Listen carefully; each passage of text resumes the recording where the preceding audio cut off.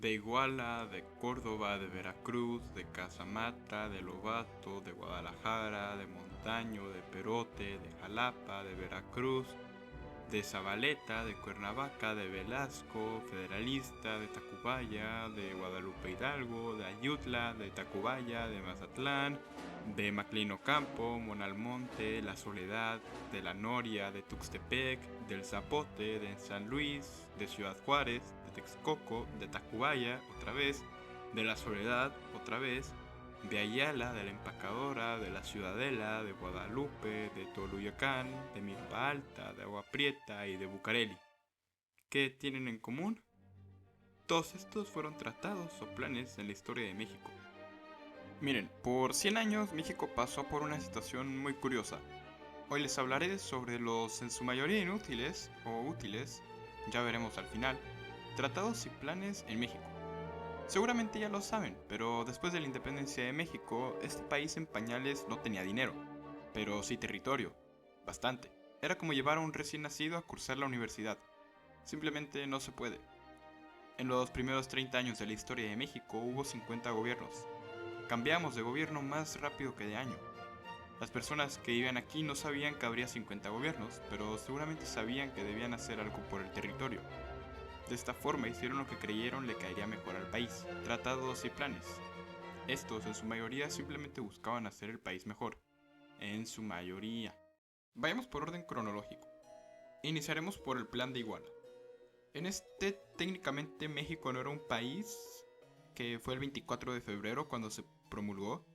Ya la guerra de independencia se estaba acabando. Es más, estaba tan decidida que hasta se pusieron a hacer planes de qué serían cuando acabara la guerra.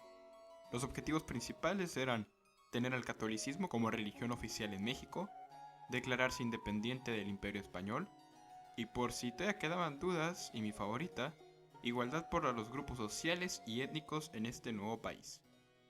Además, este tratado tenía la peculiaridad de... ¿Cómo lo digo? A ver, esperen tantito. Ok, Agustín, vamos a ser independientes, ¿sale? Va, me parece fenomenal. Independientes, ¿cierto? Sí, sí, totalmente. Bueno. Agustín, tengo que hablar contigo. ¿Qué sucede? Creí acordar que seríamos independientes. ¿Y no somos? ¿En qué momento independizarnos de España solo para darle la corona es independizarnos? ¿En dónde hizo independencia? Tuvimos la fortuna de que este plan no siguió, pero sí le dieron continuidad. El próximo tratado es el de Córdoba. El 24 de agosto del mismo 1821, Iturbide y por aquel entonces el virrey Juan O'Donoghue firmaron este mismo. Mencionaba que México era totalmente independiente y hasta tenía el sello de virrey. El imperio de Iturbide no duró mucho y para 1823 el Congreso mexicano ya había rechazado los tratados hasta ahora mencionados. Esto orilló al Congreso a hacer una constitución, y en 1824 le dieron a conocer al país, o al menos hasta donde podía llegar. Iturbide nombró a Santa Anna como comandante de la provincia de Veracruz y poco tiempo después lo quitaron. Así que el 2 de noviembre de 1822 creó el primer plan de Veracruz, apoyando a la República de Guadalupe Victoria. Y para justificar su enojo de dejar de ser comandante de Veracruz, dijo que era para retomar los principios religiosos y cosas por el estilo. Para febrero del próximo año le cambió de nombre, y ahora se llamaba Plan de Casamata. Este plan quería quitar a Iturbide del poder, tal cual, e instalar un congreso. Este tratado, consecuentemente, creó la República Mexicana, en teoría como la conocemos hoy en día. Algo que cabe mencionar es que, sin duda raro para la época, es que si bien desconocían a Iturbide, no lo querían matar o dañarlo. Simplemente querían que dejara el poder. Muy pacífico para la época. El plan de Lobato, llamado así por José María Lobato, propuesto el 23 de febrero de 1824, quería quitar a estos tipos, Michelena y Rodríguez, de la cabeza del gobierno, para poner a Vicente Guerrero en el poder, para siempre. El odio a los españoles tampoco era tan poco visible, así que el plan también quería quitar a todos los españoles de los cargos públicos. El 11 de junio del 24, Nicolás Bravo puso en acción el plan de Guadalajara. Este es un poco aburrido, simplemente es Bravo quejándose de seguir al poder ejecutivo y de lo que pasaba en Guadalajara. Y por primera vez en la historia de los planes de México pasa el año de no tener planes. Específicamente pasaron 3. El 21 de diciembre de 1827, Nicolás Bravo y Manuel Montaño crearon el Plan de Montaño. Se propusieron disolver a los masones, renovar el gabinete y quitar al ministro de Exteriores, Joel R. Poinsett. Y de paso que se cumpliera la Constitución de 1824. ¿Qué, extrañaron a Santa Anna? El 16 de septiembre de 1828, el Plan de Perote se crea, y en él se desconoce a Manuel Gómez, tanto de presidente como vicepresidente. También proponía sacar a los españoles del país, que Vicente Guerrero debía ser el presidente de la República, que las legislaciones que habían sido aprobadas, pero no por el pueblo, fueran sujetas a votación, y de esta forma se evitaría una guerra civil. Santa Anna no era tan terrible. El Partido Conservador, el 4 de diciembre de 1829, creó el Plan de Jalapa. El chiste de este plan era desconocer el gobierno de Vicente Guerrero. La primera parte del plan está a favor de que Guerrero estableciera un gobierno centralista. Es que los poderes del Estado se concentren en un solo lugar. Estos crearán leyes que afecten al país, es decir, los estados serían inútiles. Y eso mismo se utilizó en contra de Guerrero. Y rápidamente el presidente se volvió mal visto en el país. Así, su objetivo fue respetar el gobierno federal. Además, se invitó al general Bustamante y a Santa Anna para formar parte del plan. El segundo mencionado no quiso involucrarse con el plan, Guerrero se intentó proteger con la ayuda del ejército, no lo logró y José María Bocanegra se convirtió en el presidente interino de la República. El helado 8 de enero de 1832 llega el Plan de Veracruz. Otra vez comandado por Ciriaco Vázquez, su propósito era destruir el gabinete del vicepresidente en cuestión, Anastasio Bustamante, ya que según Santa Anna, Vázquez y Pedro Landero, el gabinete atentaba contra la libertad de los mexicanos. De nueva forma estaban pidiendo que se cumpliera la Constitución de 1824. 5 días después de la proclamación, Santa Anna no le gustó cómo lo estaban manejando y se adjudicó la cabeza del plan. Al principio el plan fue repudiado por los militares y gobernantes, sin embargo poco a poco fue tomando la fuerza. El plan a su vez incluía darle a Santa Anna el control de las armas. El chiste terminó en Santa Anna refugiándose en el puerto de Veracruz, pero no para siempre. El 23 de diciembre del mismo 1832, Santa Anna tomó fuerzas y se juntó con Gómez Pedraza y Bustamante para reconocer a Gómez como presidente de la República, como las elecciones de 1829 lo habían determinado. Si han puesto atención se habrán dado cuenta que en el plan de Perote, en el 29, Santa Anna desconoce a Gómez como presidente de la República. Y ahora 3 años después no solo no lo desconoce, sino que lo proclama de presidente. Además, en el plan se buscaba que los estados de la República tuvieran legislaturas mediante elecciones. Gómez Pedraza sería presidente hasta el 1 de abril del próximo año. Se olvidaría lo que pasó en las elecciones pasadas, lo de desconocer a Gómez. Estos fueron llamados los convenios de Zabaleta. Y sí, lo sé, no tienen el nombre de plan o tratado, pero actuaban como tal. Tuve la fortuna de encontrar el decreto oficial del Plan de Cuernavaca, muy interesante, los dejo en la descripción. Este plan fue publicado el 25 de mayo de 1834 por Ignacio Echeverría y José Mariano Campos, y orquestado por el fan favorite Santa Anna. El plan quería que se quitara la ley de caso. Esta ley quería desterrar a la oposición del régimen reformista. También se buscaba quitar la influencia de los masones, justo como en 1827. Aparte, para cumplirse el plan, crear la protección del presidente Santa Anna, reconociéndose como única autoridad.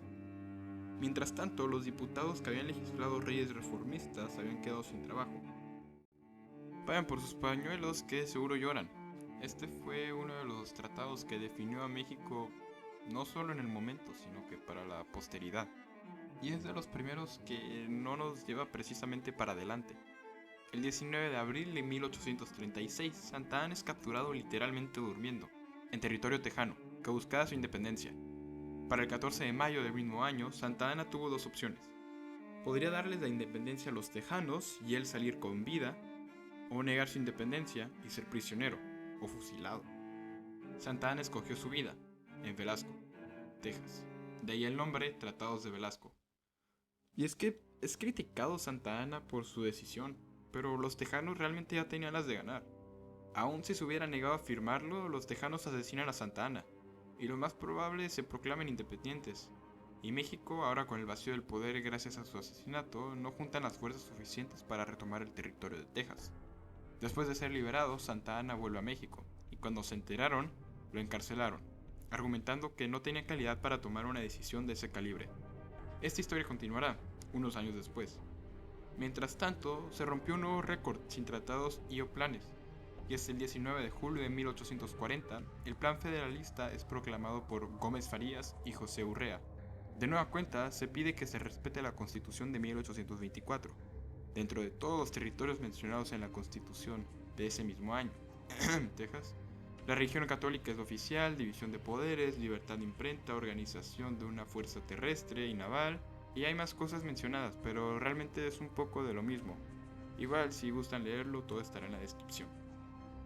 El 28 de septiembre de 1841 se firman las bases de Tacubaya, proclamado por Santa Anna. Quería renovar el Congreso y escoger algún presidente provisional. Querían volver a un gobierno federalista y ya prácticamente fue eso. Voy a dejar de decirles cuándo se rompen récords porque de aquí se volverán a romper varias veces. Sin embargo, sí les mencionaré las fechas. Aquí llega otro momento para que vayan por pañuelos. En 1848, Texas, Alta California, Santa Fe, Nuevo México, Arizona, California, Nevada, Utah y partes de Colorado, Wyoming, Kansas y Oklahoma pasaban a Estados Unidos. A cambio, los del norte nos darían $15,000. Qué considerados. Y por primera vez, alguien se pronunció en contra de Santa Anna. El 1 de marzo de 1854, Juan N. Álvarez e Ignacio Comonfort, y si me apuran, Florencio Villarreal. Este plan quería quitar a Santa Anna de la presidencia, más bien de dictador. Fue el primer paso para un gobierno liberal. Juan fue electo como presidente interino y para 1857 se juntó un congreso y se escribió una constitución. El plan de Tacubaya, promulgado el 17 de septiembre del 57 por Félix Zuluaga, quería quitar a la constitución de 1857. Esto le daba facultades extraordinarias al presidente Ignacio Comonfort, el mismo que el del ridículo del que hablamos en este video. Fue prácticamente un golpe de estado para la Constitución. Bueno, autogolpe de estado. Del próximo hay poca información, no por eso no es importante. Después de ser promulgado el plan de Tacubaya, el 1 de enero de 1858, la guarnición de Mazatlán creó el plan de Mazatlán. Este apoyaba el plan de Félix Zuluaga. El 1 de diciembre de 1859 depende si lo consideras tratado o no. Robert McLean y Melchor Ocampo crearon el tratado McLean-Ocampo, que como mencioné en el video que ya promocioné, fue firmado por el gobierno de México, pero en Estados Unidos no, así que en México sí fue algo real, en papel al menos. Ah, sí, lo que incluía era ceder ciertas partes del territorio mexicano al gobierno estadounidense, para la movilización de sus tropas. A cambio ellos nos darían 4 millones de pesos, aunque como mencioné no se dio. Y de nuevo, orillados por esta cosa de la guerra, en este caso de reforma, el 26 de septiembre, Juan Nepomuceno Almonte y Alejandro Mon reconocieron el gobierno de Félix María Zuluaga, mediante un préstamo por la corona española. Zuluaga era conservador, y quería que estos le reconocieran su gobierno, aparte del préstamo monetario. Es más, se olvidarían los malentendidos, por llamarlos de alguna forma, los asesinatos de varios europeos en suelo mexicano. Cuando acabó la guerra de reforma, el tratado ya no fue reconocido. Para ponerlos en contexto, los franceses, británicos y españoles se encontraban en la costa de México. Llegaron en diciembre del 61 y para el 6 se planificaron los tratados de Soledad por Manuel Doblado, Juan Prim y algún británico llamado Lord Russell. El Reino Unido y España se retiraron, sin embargo Francia no. Este es similar al de McLean-Ocampo. El gobierno mexicano le propuso hipotecar ciertos estados de la República al gobierno estadounidense, el famoso Corrin Doblado. De nueva cuenta, los estadounidenses no lo firman, aunque en México sí. Y por primera vez México se agrupó contra una fuerza mayor, los franceses. Durante 5 años nos dimos cuenta de que no serviría nada de agarrarnos a golpes unos con los otros, si realmente todos luchábamos contra el mismo ente. Se fueron los franceses, hubo elecciones en el 67 y para el 71 era momento de otras elecciones. Benito Juárez para este punto ya llevaba un poco más de una década como presidente de la República, y pues la gente ya quería un cambio, sobre todo los políticos que no veían claro. Uno de estos era Porfirio Díaz, alguna vez aliado y a lo mejor amigo de Benito Juárez, ahora se encontraba en la oposición. Lo que este plan decía era que Juárez ya llevaba mucho tiempo en el poder y ya no era su turno. que porque ya había ejercido su derecho de poder y no se podía perpetuar. Lo más irónico del plan es que se dijo que esta será la última revolución.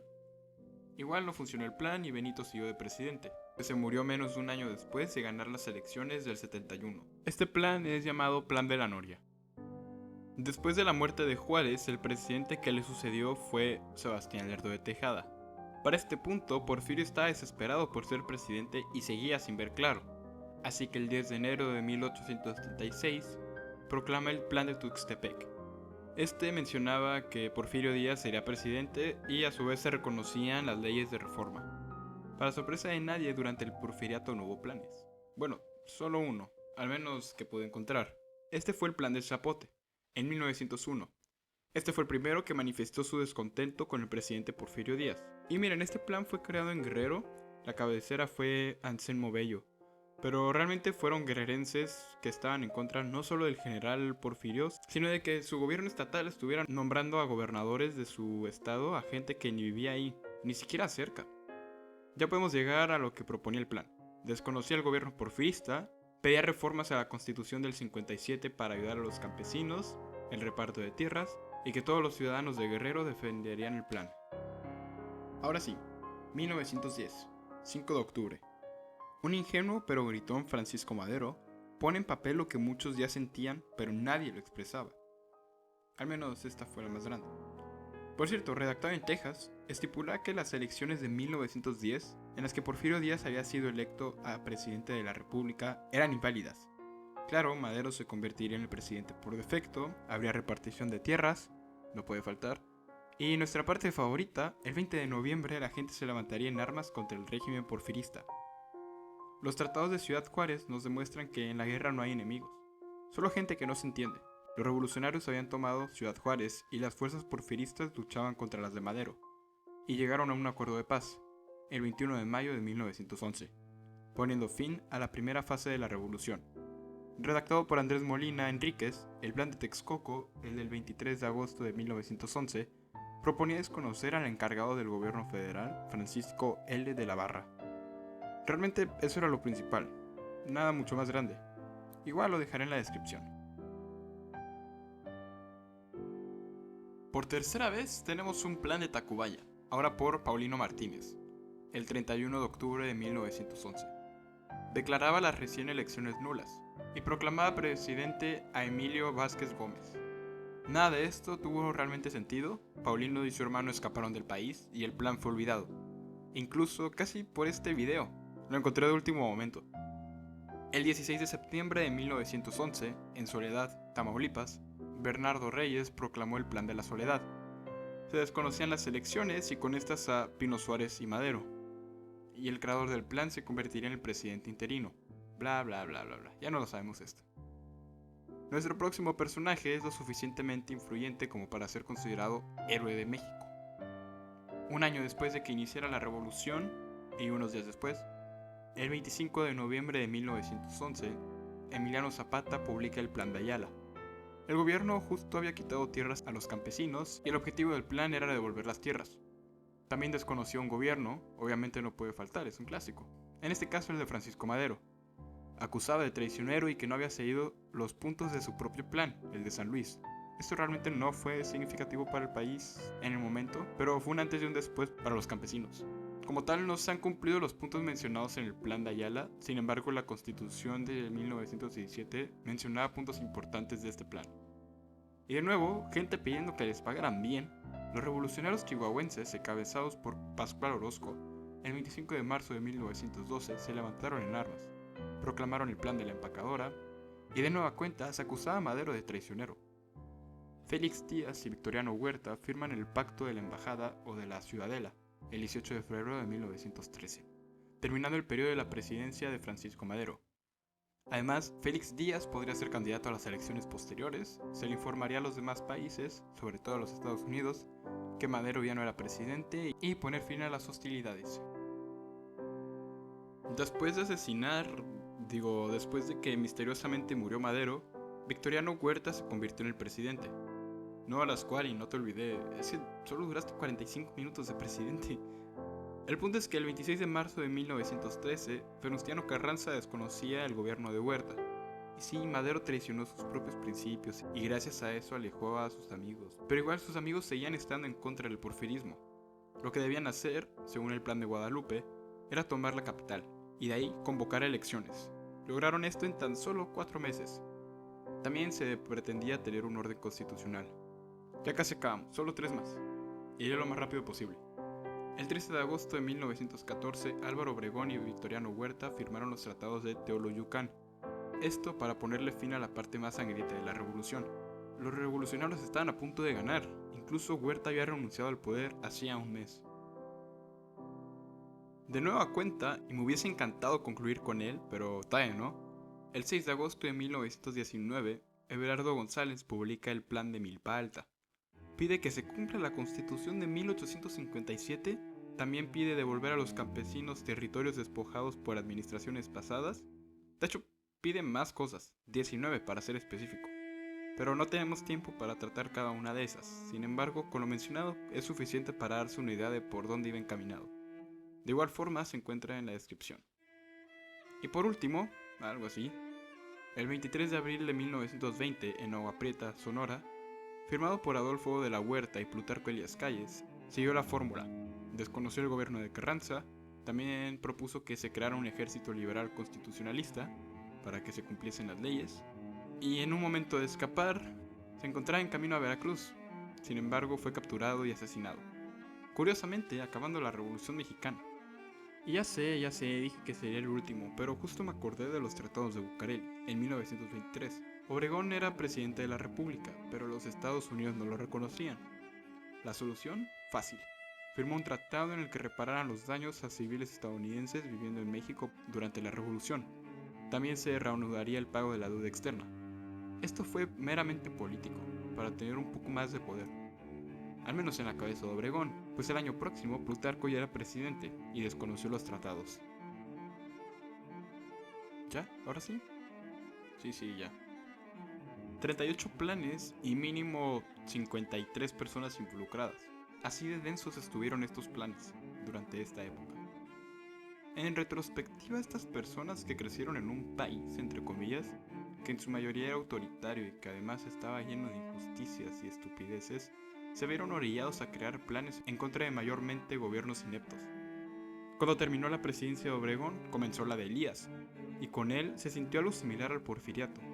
La llegada del siglo XXI trajo consigo una transformación política en México. Notamos que el invencible, de hecho, era vencible. Y ya habían pasado casi 80 años de la época de los planes de los generales, y ahora éramos un país más conectado que nunca. 20 años después, hay 128 millones de personas con ganas de salir y gritar, soy libre. En teoría, hemos dado significados a sonidos para entenderlos como palabras, y esas palabras para poder expresarnos y entendernos. En teoría, con eso fuera suficiente, pero no. Nos encontramos en una situación en la que no nos queda de otra que salir, porque ya escribimos. Bastante. 38 planes. Y de alguna forma, no solo hacer que nos escuchen, sino que nos vean. Que sepan que existimos. Aquí concluye el video. Escribir este guión se sintió terminando un video. Pero no, todavía falta. Para ustedes no, que se acaban de ver el video. Muchas gracias, por cierto. Si les gustó, no olviden dejar su me gusta. Y si no, también, gracias. Tampoco olviden suscribirse y compartir. De verdad es muy sencillo, es poco tiempo. Aún se los agradezco bastante. Aquí dejaré videos que pueden ver después de este. Y ya. Peace out.